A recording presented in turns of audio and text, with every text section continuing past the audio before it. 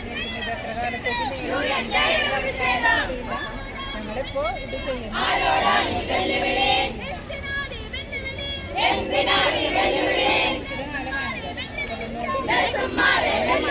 ഞങ്ങളോട് കരാർ ഇത് ഒപ്പിടുന്ന അന്ന് നമ്മുടെ ജോലി കയറിയിരിക്കും.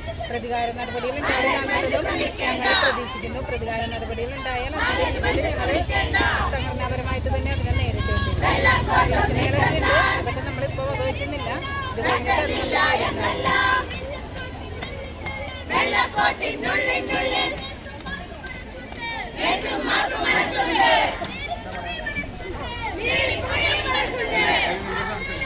പേരൊക്കെ പറയാം. Good evening. ഇത് നമ്മുടെ സ്റ്റാഫുമാരുടെ മിനിമം വേതനത്തിനുള്ള സമ്പൂർണ്ണ പണിമുടക്ക് നടന്നുകൊണ്ടിരിക്കുകയാണ് കേട്ടോ.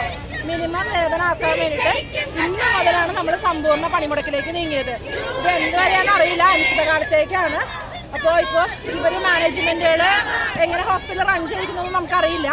നമ്മളെന്തായാലും എല്ലാ സീനിയർ സ്റ്റാഫുമാരും UNA മെമ്പേഴ്സായിട്ടുള്ള എല്ലാ സ്റ്റാഫുമാരും തന്നെ ഈ സ്ട്രൈക്കിലേക്ക് ഇറങ്ങിയിട്ടുണ്ട്.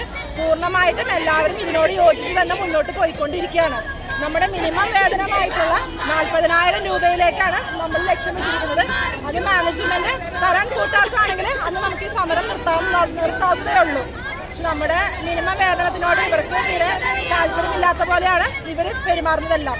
പിന്നെ സർക്കാർ നിയമിച്ചിട്ടുള്ള പുതിയ വിജ്ഞാപനം വന്നത് വെച്ചിട്ട് 28,000 രൂപയുടെ മുകളിലേക്ക് സർക്കാർ പുതിയ ശമ്പള പരിഷ്കരണം വെച്ചിട്ടുണ്ട്.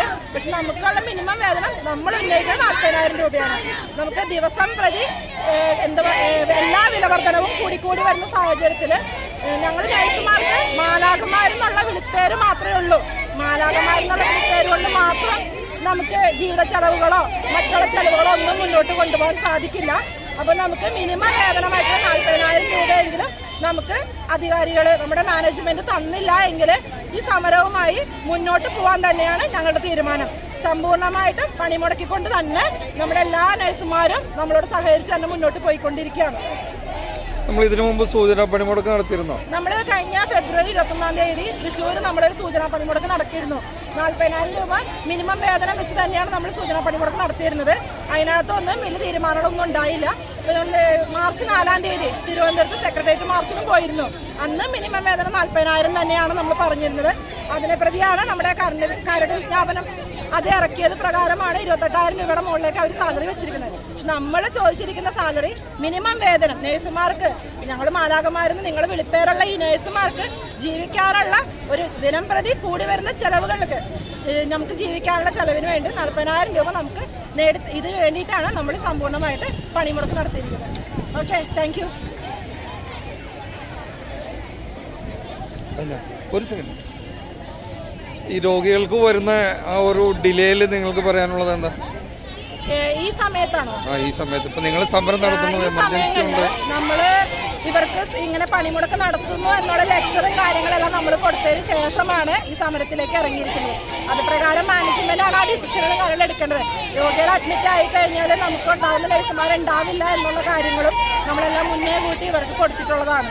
ഈ ബാക്കിയുള്ളതെല്ലാം മാനേജ്മെന്റ് ഉത്തരവാദിത്തം. അതും പ്രകാരം മാനേജ്മെന്റ് ഒരു തീരുമാനം എടുത്തില്ല എന്നുള്ളതാണ് ഇപ്പോഴത്തെ നിങ്ങളുടെ ആരോപണം. അതാണ് റിക്വസ്റ്റ്.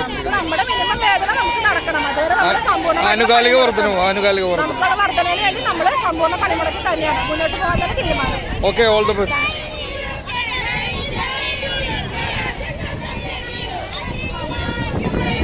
Hey,